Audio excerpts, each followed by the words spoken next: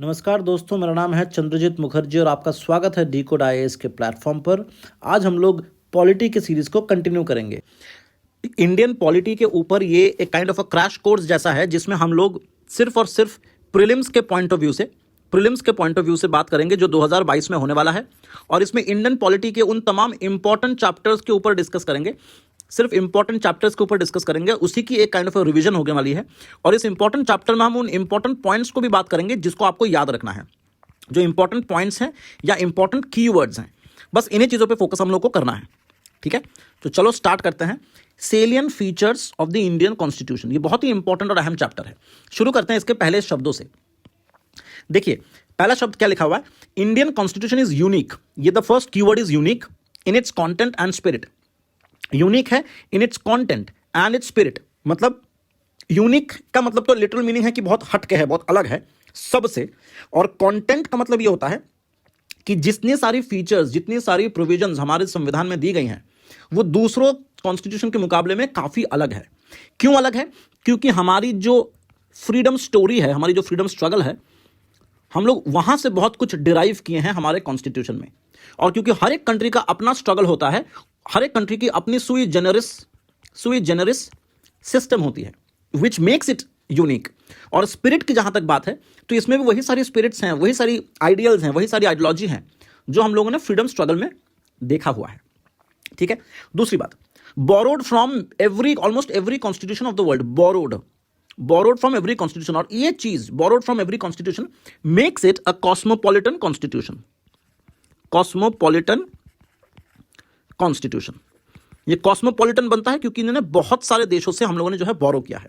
अब देखो ये बोरो किया है, इसका मतलब ये नहीं है कि ये प्लेजराइज्ड है। क्यों? क्योंकि कुछ ऐसे प्रिंसिपल्स होते हैं जो यूनिवर्सल इन नेचर होता है, जैसे equality, freedom, these are some universal nature. ये किसी एक देश का नहीं है। इसीलिए हमने जो भी चीजें बोरो करी हैं उन सब चीजों को हम जब अपने कॉन्स्टिट्यूशन में अप्लाई किए होंगे तो उसको अपने हिसाब से चेंज किए हैं, विच मेक्स इट sui generis। और जो जो कॉमन चीजें, जो यूनिवर्सल प्रिंसिपल्स हम लोगों ने दूसरे कॉन्स्टिट्यूशन से लिया है उनको कहा जाता है कॉन्स्टिट्यूशनल प्रीसीडेंट्स। कॉन्स्टिट्यूशनल प्रीसीडेंट्स, तो ये एक कीवर्ड हो सकता है आप लोगों के एग्जाम में है कि कॉन्स्टिट्यूशनल प्रीसीडेंट क्या है। वो तमाम चीजें जो हम लोगों ने बोरो करी हैं, ठीक है दोस्तों। Let's move on. It should be noted at the outset there are number of original features. जो भी हम लोगों ने ओरिजिनल फीचर्स हमारे कॉन्स्टिट्यूशन में था जब हम लोगों ने इसको अडॉप्ट किया था 1949 के नवंबर के महीने में, वहां से जो आज की तारीख में जो कॉन्स्टिट्यूशन है उसमें बहुत सारी चेंजेस आ गई हैं। और ये चेंजेस जो आई हैं यहां पे थोड़ा सा आपको यहां पे समझना पड़ेगा कि इसको मैं थोड़ा सा ब्रॉड कर रहा हूं। जो चेंजेस जो आई हैं कॉन्स्टिट्यूशन में विथ टाइम, इसी चेंजेस की वजह से कॉन्स्टिट्यूशन को कहा जाता है कि वो लिविंग डॉक्यूमेंट है, वो एक लिविंग डॉक्यूमेंट है, which makes the constitution relevant.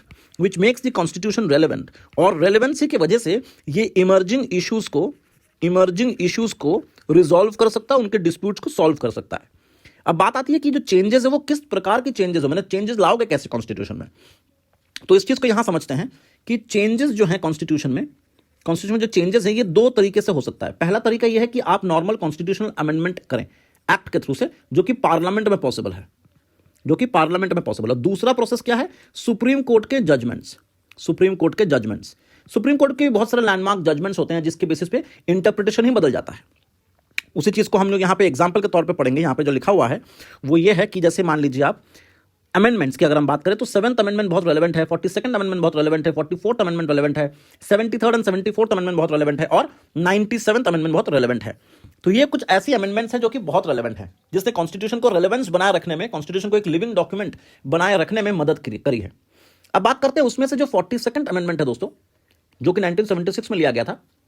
इस कॉन्स्टिट्यूशनल अमेंडमेंट एक्ट को मिनी कॉन्स्टिट्यूशन कहा जाता है, because large number of very important and crucial provisions were amended.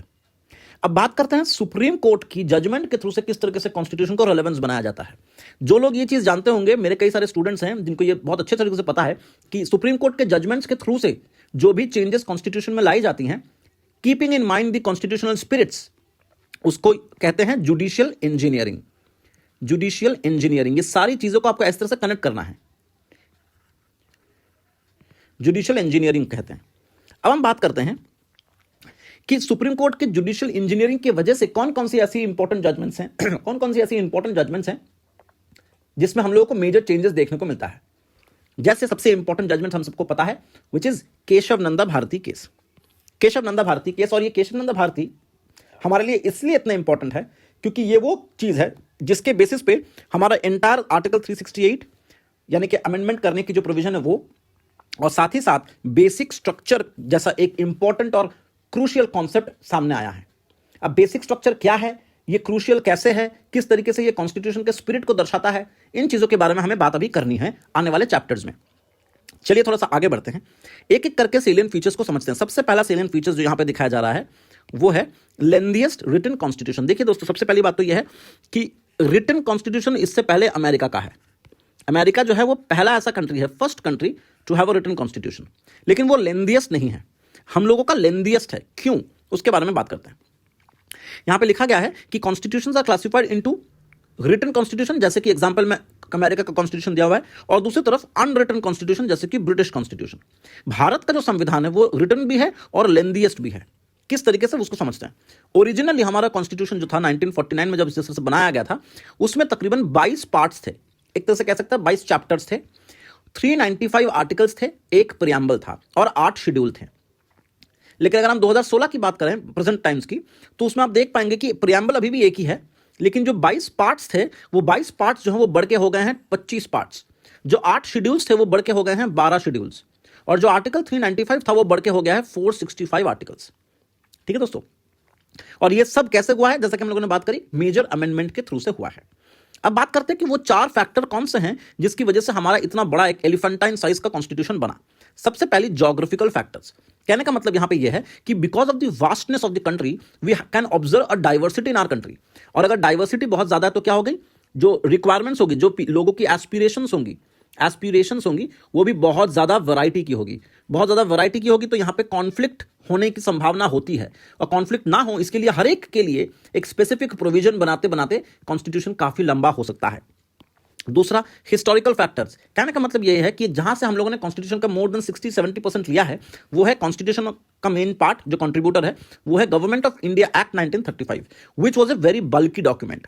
ठीक है, अब ये कॉन्स्टिट्यूशन ऑफ इंडिया के अंदर 1935 का एक्ट का क्या रेलेवेंस है, इसको हम लोग डेफिनेटली स्पेक्ट्रम जब पढ़ रहे होंगे इसी चैनल पर, तो हम लोग ये बात करेंगे कि किस तरीके से जो है कॉन्स्टिट्यूशन ऑफ इंडिया में गवर्नमेंट ऑफ इंडिया एक्ट 1935 का रोल रहा है। यानी कि हमें गवर्नमेंट ऑफ इंडिया एक्ट 1935 के फीचर्स को पढ़ना पड़ेगा ढंग से, जो कि हम लोगों ने 1949 और 50 के कॉन्स्टिट्यूशन में हम उस चीज को कंटिन्यू कर रहे हैं। आगे बढ़ते हैं। सिंगल कॉन्स्टिट्यूशन है, यानी कि सेंट्रल और स्टेट दोनों के लिए एक ही कॉन्स्टिट्यूशन है। अब यहां पे एक चीज लिखी गई है, एक्सेप्ट जम्मू एंड कश्मीर, ये अब नहीं है, ये प्रोविजन अब इंपॉर्टेंट नहीं है। क्यों? क्योंकि आर्टिकल 370 जो है इसको अब ये अभी ये काम नहीं में नहीं है, this is not operationalised yet. ठीक है, this is not an operation, तो ये खत्म हो चुका है, तो ये अभी कट जाएगा। नेक्स्ट जो चीज है वो है dominance of the legal luminaries in the constituent assembly. ठीक है, तो वकीलों की वजह से लैंग्वेज बहुत ज्यादा टफ हुई है, बहुत ज्यादा डिफिकल्ट हुई है, बहुत ज्यादा घुमा फिरा के बात करी गई है। इसीलिए भी कई लोग कहते हैं कि इसको लंबा इसलिए भी लगता है because of the presence of huge number of lawyers in the constituent assembly. Next जो चीज है वो है ड्रॉन फ्रॉम वेरियस सोर्सेस। इसके बारे में हम लोगों ने पहले ही बात करी है। इसमें जो है हमें यह समझना पड़ेगा कि इसी के कारण हमारे कॉन्स्टिट्यूशन को लोग कॉस्मोपॉलिटन कहते हैं, कॉस्मोपॉलिटन। ठीक है, ये शब्द हैं जिसको आपको यूज करना है आंसर में। अब ये कॉस्मोपॉलिटन क्यों है, इसके लिए समझते हैं। बहुत लोग कहते हैं कि बहुत जगह से बोरो किया गया है, ये ओरिजिनल नहीं है, लेकिन डॉक्टर बी आर अम्बेडकर ने प्राउडली इस चीज को कहा था कि हमारा भारत का जो संविधान है इसको बनाया गया है after ransacking of all the constitutions of the world. हम लोगों ने जहां से जो अच्छा लगा है उसको लिया है और फिर इंडिया के कॉन्टेक्स्ट में उसको ढांचा है, इंडिया के ढांचे में उसको ढांचा है। ठीक है, तो जो structural part of the constitution है वो हम लोगों ने लिया है गवर्नमेंट ऑफ इंडिया एक्ट 1935 से। यूपीएससी में डायरेक्ट पूछ लेगा कि स्ट्रक्चरल पार्ट पर्टिकुलरली कॉन्स्टिट्यूशन का कहां से लिया गया है, इसको याद रखिएगा। स्ट्रक्चरल पार्ट लिया गया है गवर्नमेंट ऑफ इंडिया एक्ट 1935 से। जो फिलोसॉफिकल पार्ट है, यानी कि फंडामेंटल राइट्स, डायरेक्टिव प्रिंसिपल, ये सब हम लोगों ने लिया है अमेरिकन कॉन्स्टिट्यूशन और आयरिश कॉन्स्टिट्यूशन से। ये चीज को ध्यान में रखिएगा कि अमेरिकन कॉन्स्टिट्यूशन और आयरिश कॉन्स्टिट्यूशन से हम लोगों ने इस चीज को लिया है। ठीक है, तो फिलोसॉफिकल पार्ट हम लोगों ने लिया है अमेरिका से, और डायरेक्टिव प्रिंसिपल जो लिया है हमने एफआर के बाद डायरेक्टिव प्रिंसिपल वो लिया है हम लोगों ने आयरिश कॉन्स्टिट्यूशन से। ठीक है, आगे बढ़ते हैं। आगे जो है वो है कि कैबिनेट फॉर्म, जो political part of the constitution है, which is the cabinet form, ये कहां से लिया है? ये लिया है हम लोगों ने ब्रिटिश कॉन्स्टिट्यूशन से। तो ये 4 बैरिकेड्स मैं आपके लिए बना रहा हूं। आपको याद करने के लिए क्या लिखना पड़ेगा, मैं आपको बता देता हूं। सबसे पहले कॉन्स्टिट्यूशन के मेजर सोर्सेस, सबसे पहला है उसका जो स्ट्रक्चरल पार्ट है। अगर हम स्ट्रक्चरल पार्ट की बात करें, स्ट्रक्चरल पार्ट हम लोगों ने लिया है गवर्नमेंट ऑफ इंडिया एक्ट 1935। जो फिलोसॉफिकल पार्ट है, जो फिलोसॉफिकल पार्ट है वो हम लोगों ने लिया है यूएसए और आयरिश कॉन्स्टिट्यूशन से। इन द सेंस हम लोगों ने यूएस से लिया है एफआर और आयरलैंड से लिया है डीपीएसपी। ठीक है, ये हो गया। तीसरा एस्पेक्ट जो है वो है political aspect, political structure of the constitution. ये कहां से लिया? ये लिया हम लोगों ने ब्रिटेन कॉन्स्टिट्यूशन, ब्रिटेन की कॉन्स्टिट्यूशन से हम लोगों ने बोरो किया है। ठीक है, तो ये मेजर चीज है। अब इसके अलावा भी हम लोगों ने कनाडा से लिया है, ऑस्ट्रेलिया से लिया है, जर्मनी से लिया है, यूएसएसआर से लिया है, फ्रांस से लिया है, साउथ अफ्रीका, जापान, सबसे लिया है। तो इस चीज को समझने के लिए इसी चैप्टर के एकदम अंत में एक टेबल दिया गया है, आपको वो एकदम याद करना पड़ेगा। अब उसमें कौन कौन सा चीज याद करने लायक है वो हम लोग अभी डिस्कस करेंगे जब वो चैप्टर को देखेंगे या उस चार्ट को देखेंगे। फिलहाल इस चार्ट में मैं आपको कुछ स्पेसिफिक चीजें बताने की कोशिश करूंगा जो कि हम लोगों ने फंडामेंटली हम लोगों ने जो गवर्नमेंट ऑफ इंडिया एक्ट 1935 से लिया है। जैसे क्या क्या चीजें हम लोगों ने 1935 के एक्ट से लिया है जो कि कैरी फॉरवर्ड हुआ है since pre independence. Number 1, federal scheme, judiciary, governor, emergency, public service commission, ये सारी चीजें हम लोगों ने लिया है। यहां पे एक सवाल ये बन सकता है, यूपीएससी जो है घुमा फिरा कर सवाल पूछ सकते हैं इस एरिया में कि कॉन्स्टिट्यूशन में, ध्यान से सुनिए, कॉन्स्टिट्यूशन ऑफ इंडिया में कौन कौन सी ऐसी प्रोविजंस हैं या कौन कौन सी ऐसी फीचर्स हैं जो प्री इंडिपेंडेंस से कंटिन्यू हो रही है, जो प्री इंडिपेंडेंस से अभी तक कंटिन्यू हो रही है। तो क्या जवाब देंगे? पहला जुडिशियरी है, उसके बाद फेडरल स्ट्रक्चर है, उसके बाद गवर्नर्स हैं, और उसके बाद क्या है? पब्लिक सर्विस कमीशंस हैं, और उसके बाद जो है वो है इमरजेंसी। तो ये चीज आपको समझनी होगी। उसके बाद हम लोग बात करते हैं blend of rigidity and flexibility. ये ब्लेंड ऑफ रिजिडिटी और फ्लेक्सिबिलिटी का मतलब जो है वो डायरेक्टली रिलेटेड है 2 चीजों से। सबसे पहली चीज अमेंडमेंट प्रोसीजर से, अमेंडमेंट प्रोसीजर से। और अमेंडमेंट प्रोसीजर क्यों रेलेवेंट है? क्योंकि ये हमारे कॉन्स्टिट्यूशन को लिविंग बनाए रखता है, रेलेवेंट बनाए रखता है। ठीक है, तो अगर कोई कॉन्स्टिट्यूशन है जिसको अमेंड करना बहुत ज्यादा कठिन है, बहुत ही ज्यादा कठिन है, तो यार वो कॉन्स्टिट्यूशन ज्यादा दिनों तक रेलेवेंट या लिविंग रहना उसके लिए मुश्किल है, क्योंकि वो अपने आप को मोल्ड नहीं कर रहा है, इमर्जिंग इश्यूज को रिजॉल्व नहीं कर रहा है, वो अभी भी उन पुराने तरीकों में फंसा हुआ है। तो बात करते हैं यहां पे हमें क्या याद करना है। देखिए, कॉन्स्टिट्यूशन जो है वो या तो रिजिड होगा या तो फ्लेक्सिबल होगा। रिजिड कॉन्स्टिट्यूशन जो होता है that requires a special procedure for its amendment which is tough, जैसे कि अमेरिका का कॉन्स्टिट्यूशन है। लेकिन फ्लेक्सिबल कॉन्स्टिट्यूशन ऑफ क्या ऑन द अदर हैंड, जो कि ब्रिटेन में देखा जाता है, जो कि आप ऐसे उसको अमेंड कर सकते हो जैसे कि कोई एक वो ऑर्डिनरी लॉ है। तो इसमें थोड़ा सा नुकसान भी है। तो एक्सट्रीम फ्लेक्सिबल और एक्सट्रीम रिजिडिटी, इन दोनों में क्या क्या प्रॉब्लम्स हैं यह हमें समझना पड़ेगा। इसलिए इंडिया ने क्या किया है? इंडिया ने किया है कि India is neither rigid nor flexible but a synthesis of both. यानी कि हम लोगों को पता था, जब हमारे कॉन्स्टिट्यूशन मेकर्स थे उनको पता था कि ये extreme form of flexible constitution जैसे ब्रिटेन में है, ये extreme form of rigid constitution जैसा अमेरिका में, दोनों ही अपने उसके कॉन्स हैं। तो हम लोगों ने उसका सिंथेसिस बनाया। क्यों? हम लोग का बेसिस ये है, इंडिया के अंदर जो कॉन्स्टिट्यूशन का अमेंडमेंट का प्रोसीजर है, इंडिया के कॉन्स्टिट्यूशन का जो अमेंडमेंट का प्रोसीजर है वो बेसिकली इशू बेस्ड है, इशू बेस्ड है। यानी कि कुछ ऐसे प्रोविजंस हैं, कुछ ऐसे कॉन्स्टिट्यूशनल इश्यूज हैं जिसको हमें अगर अमेंड करना है तो हम सिंपल तरीके से कर सकते हैं, और कुछ के लिए ऐसा है तो हमारे पास स्पेशल तरीका है। और अगर कुछ ज़्यादा ही इंपॉर्टेंट चीज़ें हैं जिसमें सेंट्रल स्टेट ये सब इन्वॉल्व हैं, तो वहाँ पे हम स्पेशल के साथ साथ 1/2 यानी कि हाफ ऑफ द स्टेट का रैटिफिकेशन भी डिमांड करते हैं। अब ये स्टेट रैटिफिकेशन ये सब क्या है, स्पेशल मेजॉरिटी क्या है, सिंपल मेजॉरिटी क्या है, इन सब चीज़ों को हम लोग अमेंडमेंट वाले चैप्टर में डिस्कस करेंगे ही। लेकिन अभी आपको ये समझना है कि synthesis of flexibility and rigidity कैसे है। वो इस तरीके से है क्योंकि इंडिया ने अमेंडमेंट को या कॉन्स्टिट्यूशनल अमेंडमेंट को पूरी तरीके से इशू बेस्ड बना दिया। यानी कि ऐसे अगर कोई बहुत ही सिंपल इशूज है तो उसके लिए सिंपल मेजॉरिटी सफिशिएंट है। अगर एफआर या डीपीएसपी में चेंज करना है तो स्पेशल मेजॉरिटी चाहिए। अगर कोई ऐसी चीज चेंज करनी है जिसमें फेडरल नेचर है, उसके अंदर सेंट्रल और स्टेट दोनों ही उस चीज अमेंडमेंट से जो है अफेक्टेड होंगे, तो ऐसे केसेस में half of the state ratification की भी जरूरत होती है। तो ये इशू बेस्ड है। आगे देखते हैं यहाँ पे क्या लिखा हुआ है। यहाँ पे सेम चीज लिखा हुआ है कि some provisions can be amended by special majority, some require special majority plus half of the state ratification, ये half of the state ratification. तो ये सेम चीज लिखी हुई है, तो ये which makes it even good blend of both rigidity and flexibility. Next जो चीज है वो है federal system and unitary bias. इसको समझते हैं। यहां पे 2 चीजें आपको ध्यान में रखनी होगी। What is federation? देखिए, फेडरेशन क्या है? फेडरेशन बेसिकली एक हायरार्की है। फेडरेशन जो है एक हायरार्की है जहां पे ऊपर की तरफ सेंट्रल गवर्नमेंट है, नीचे की तरफ स्टेट गवर्नमेंट है। यानी कि पावर जो है, पावर जो है, पावर ऑफ एडमिनिस्ट्रेशन जो है, ये एक वर्टिकल डिस्ट्रीब्यूशन उन लोगों की करी गई है, वर्टिकली डिस्ट्रीब्यूशन करी गई है पावर्स की, ठीक है। अब पावर का डिस्ट्रीब्यूशन हम जो कह रहे हैं वर्टिकल डिस्ट्रीब्यूशन हुआ है, यहां पे भी सेपरेशन ऑफ पावर लगेगा, जहां पे सेंट्रल गवर्नमेंट की लॉ मेकिंग बॉडी पार्लियामेंट होगी, एग्जीक्यूटिव बॉडी कुछ और होगी। तो एग्जीक्यूटिव बॉडी और लॉ मेकिंग बॉडी में फर्क अभी भी सेंट्रल में भी है, स्टेट में भी एग्जीक्यूटिव बॉडी और लेजिस्लेटिव बॉडी दोनों अलग अलग हैं। तो ये जो है वो सेपरेशन ऑफ पावर है, कंफ्यूज नहीं होना है। सेपरेशन ऑफ पावर अलग है, फेडरेशन अलग है। भारत में दोनों ही चीजें एप्लीकेबल हैं। अब वो कैसे है उसको समझते हैं। The constitution of India establishes a federal system of government. It contains all the usual features of federation, जैसे टू गवर्नमेंट, सेंट्रल और स्टेट, डिवीजन ऑफ पावर, ये हमने बात करी। रिटन कॉन्स्टिट्यूशन कैसे फेडरेशन का पार्ट है, because it clarifies, it clearly demarcates which power belongs to which government. Supremacy of the constitution, absolutely yes. Rigidity of the constitution, independent judiciary and bicameralism. Bicameralism prove करता है ना कि यहाँ पे central, जैसे bicameralism का example आप ले सकते हो राज्यसभा, इसमें सेंट्रल लेवल में भी आप स्टेट्स के रिप्रेजेंटेशंस को देख सकते हो, स्टेट रिप्रेजेंटेशन आपको दिखेगी राज्यसभा में। तो यहां से हम लोग को समझना पड़ेगा कि किस तरीके से ये फेडरेशन का एक एग्जाम्पल बन जाता है, ये फेडरल जो फीचर्स हैं उसका एक एग्जाम्पल बन जाता है।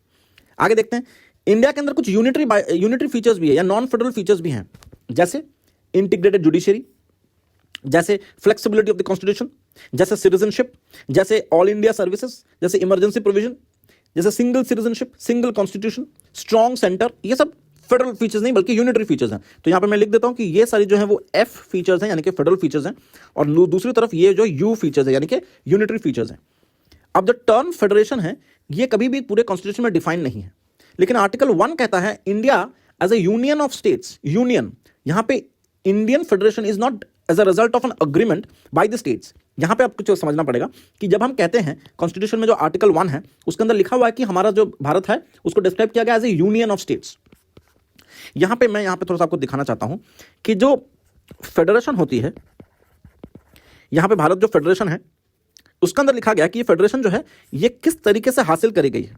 जब हमारा भारत जो है, जब उसको इंडिपेंडेंस मिली उसके बाद हमारा राज्यों में पूरा का पूरा देश जो है वो अलग अलग राज्यों में बटा हुआ था। अब जब ये अलग अलग राज्यों में बटा हुआ था तो ये सब के सब प्रिंसली स्टेट्स अलग अलग से अपना साम्राज्य चाहते थे। उस सिचुएशन में एक तरीका ये था कि फेडरेशन को पाने के लिए सेंटर जो है वो स्टेट्स के साथ इक्वल डिस्ट्रीब्यूशन ऑफ पावर करे, स्टेट्स की सहमति से।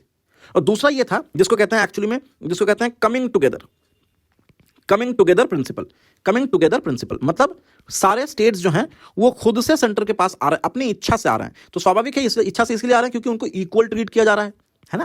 लेकिन हमारा जो कंडीशन था उसमें यह था कि प्रिंसली स्टेट्स अपने आप को इंडिपेंडेंट घोषित करना चाहते हैं, यानी कि इंडिया बन ही नहीं सकता, बैल्कनाइजेशन हो सकता था उस समय। तो बैल्कनाइजेशन इंडिया का ना हो, टू अवॉइड इंडियन बैल्कनाइजेशन, इंडियाज बैल्कनाइजेशन, ये सब वर्ड आपको यूज करना है आंसर में। बैल्कनाइजेशन ना हो, टुकड़ों में बट ना जाए, इसीलिए हमारा जो यहाँ का फेडरेशन है उसमें सेंटर जो है उसने स्टेट्स को अपने अंदर जबरदस्ती पकड़ कर रखा हुआ ताकि वो निकल ना जाए, ठीक है। इसी चीज को कहते हैं, it is not based on agreement but based on this principle called holding together. अभी जो होल्डिंग टुगेदर है ना दोस्त, इसके मतलब यह है कि यहां से कोई भी स्टेट भारत को छोड़कर अपने आप को इंडिपेंडेंट घोषित नहीं कर सकता, नॉट पॉसिबल, ठीक है। देखो यहां पे यही चीज लिखा गया है कि ये रहा ये पॉइंट कि एक तो ये कि not by an is not result of an agreement but holding together principle. ये तो आपको अभी तक समझ में आ गया होगा कि not by result of agreement but holding together principle, and no state has the right to secede from the federation. तो आई होप इससे आपको क्लियर हो गया होगा कि किस तरीके से ये यूनियन बायस्ड है या यूनिटरी बायस्ड है। Hence, the Indian Constitution has been variously described as federal in nature but unitary in spirit. कोई कहता है क्वासी फेडरल है, कोई कहता है बार्गेनिंग फेडरलिज्म है, स्टेट्स जो है वो बार्गेन करते रहते हैं अपने अधिकारों के लिए सेंटर के साथ, ठीक है। जो बेस्ट डेफिनेशन अभी तक का है वो है कोऑपरेटिव फेडरेशन, सेंटर और स्टेट आपस में मिल बांट कर काम करें तो ही जो है बढ़िया से चल सकता है, ठीक है। नेक्स्ट जो फिफ्थ फीचर है वो है parliamentary form of government. Parliamentary form of government को समझने के लिए हमें यह समझना पड़ेगा कि हम लोग कहां से इस सिस्टम को उठाए हैं। हम लोगों ने सिस्टम को उठाया है ब्रिटेन के सिस्टम से, ब्रिटिश पार्लियामेंट्री सिस्टम से, ठीक है। ब्रिटिश पार्लियामेंट्री सिस्टम में क्या है कि the parliamentary system is based on the principle of cooperation and coordination between executive and legislatures, ठीक है, बिटवीन एग्जीक्यूटिव एंड लेजिस्लेचर, जो कि कंप्लीटली ऑपोजिट है what we see in US, क्योंकि यूएस में कोई रिलेशन ही नहीं है एग्जीक्यूटिव और लेजिस्लेचर्स में। यहां पे एक अच्छी चीज यह है पार्लियामेंट्री सिस्टम में कि executive are responsible to legislatures, to legislatures. ये रिस्पॉन्सिबिलिटी जो है, ये रिस्पॉन्सिबिलिटी अकाउंटेबिलिटी क्रिएट कर देती है, तो ये अच्छी चीज है। ठीक है, आगे बढ़ते हैं। Parliamentary system is also known as Westminster system. Westminster हमको पता है क्योंकि वो western side of the geographical, अगर लोकेशन वाइज देखें तो इंडिया के वेस्ट में पड़ता है। ठीक है, यहां पे आपको रिस्पॉन्सिबल गवर्नमेंट मिलेगा। क्यों मिलेगा? क्योंकि executive are responsible to the legislatures. ठीक है, और यहां पे आपको कैबिनेट गवर्नमेंट भी मिलेगा, क्योंकि जो प्राइम मिनिस्टर होता है it is headed by, it is actually assisted by a cabinet, जो कि प्राइम मिनिस्टर को मदद करता है। तो अपने कैबिनेट भी वो खुद चुनता है। ठीक है, अब बात करते हैं कि इंडिया में भी सेम चीज है, लेकिन दो मेजर डिफरेंसेस हैं। दो मेजर डिफरेंसेस वो क्या है उसके बारे में भी हम लोग बात करेंगे। तो सबसे पहले देख लेते हैं कि इंडिया के अंदर क्या क्या चेंजेस हैं। Even though Indian parliamentary system is largely based on the British pattern, there are certain differences. Number one, Indian parliament is not sovereign body unlike Britain. India में पार्लियामेंट सुप्रीम या sovereign नहीं है। क्यों? क्योंकि India की parliament के ऊपर judiciary का चेक है, जुडिशियरी का एक रिव्यू का स्कोप है, जहां से कोई भी आप जो है कोई भी ऐसे गंदे घटिया लॉज नहीं बना सकती पार्लियामेंट, जो कि हानिकारक हो सकता है सोसाइटी के लिए। यानी कि पार्लियामेंट के ऊपर जुडिशियल रिव्यू पॉसिबल है, इसीलिए पार्लियामेंट जो है भारत में वो सॉवरेन नहीं है। ठीक है, दूसरी चीज यह है कि भारत में जो हेड ऑफ द स्टेट है वो elected head of the state, यानी कि रिपब्लिक है, ना कि मोनार्किक। तो ये दोनों चीजें आपको ध्यान में रखनी पड़ेगी। In a parliament system whether in India और Britain, the role of prime minister जो है वो दिन प्रतिदिन बढ़ता जा रहा है, ज्यादा क्रूशियल होता जा रहा है। इसलिए कई सारे पॉलिटिकल साइंटिस्ट कहते हैं कि prime ministerial form of government भी इसको कहा जा सकता है। जो पार्लियामेंट्री फॉर्म ऑफ गवर्नमेंट है इसको prime ministerial form of government भी कहा जा सकता है, because of the growing political interest, growing the significance of the post of the prime minister. ठीक है, आगे बढ़ते हैं। नेक्स्ट जो चीज है वो है synthesis of parliamentary form and it's judicial supremacy. In other words, किस तरीके से आप सिंथेसिस, जैसे लास्ट वाले फीचर्स में हम लोगों ने देखा कि पार्लियामेंट जो है वो सुप्रीम नहीं है। क्यों? क्योंकि इसके ऊपर जुडिशियल रिव्यू किया जा सकता है, जुडिशियल रिव्यू किया जा सकता है, ताकि पार्लियामेंट किसी भी तरीके का हेस्टी तरीके से ऐसे लॉज लेकर के ना आए। तो अब इन दोनों को एक साथ एक ही कॉन्स्टिट्यूशन में किस तरीके से सिंथेसाइज, हार्मोनाइज्ड वे में रखा जाए, इसी चीज को यहां पर हम लोग पढ़ेंगे। The doctrine of sovereignty of the parliament is associated with the British parliament, while the principle of judicial supremacy is that of the American philosophy। तो एक तरीके से आप देखा जाए तो पार्लियामेंट्री सॉवरेनिटी जो है वो यूके का है और जुडिशियल सुप्रीमेसी जो है वो यूएस का है। हम लोगों ने दोनों ही चीजें ले ली हैं यहां से। इसीलिए इंडिया में क्या है, Indian parliamentary system differs from British system. The scope of judicial review power of the Supreme Court in India is actually narrowing the role and the power of the parliament। इसी तरीके से this is because अगर आप, अच्छा एक और चीज, parliament के ऊपर जुडिशियल रिव्यू की वजह से पार्लियामेंट सुप्रीम नहीं बन पाता है। ऑन द अदर हैंड, अगर आप देखें कि सुप्रीम कोर्ट का जो रोल है इन इंडिया वो एक्चुअली में अगर यूएस के साथ कंपेयर किया जाए तो यूएस से बहुत कम है।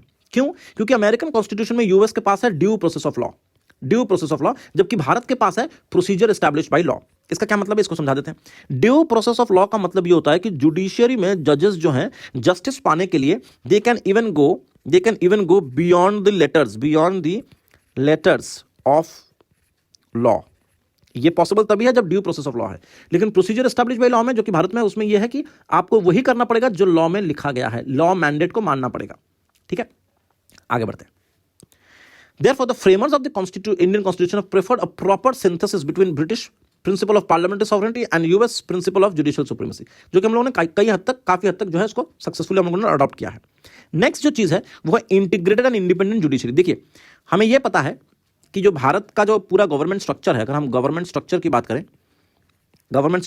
करें अगर, तो हमें पता है कि फेडरल नेचर का, यानी कि ऊपर सेंटर है, नीचे स्टेट्स है।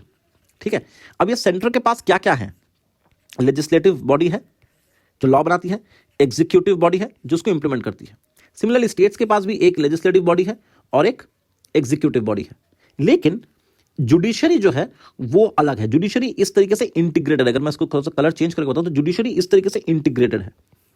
क्यों? क्योंकि जुडिशरी में एकदम टॉप में है सुप्रीम कोर्ट, उसके बाद आता है हाई कोर्ट और उसके बाद आता है लोअर कोर्ट्स।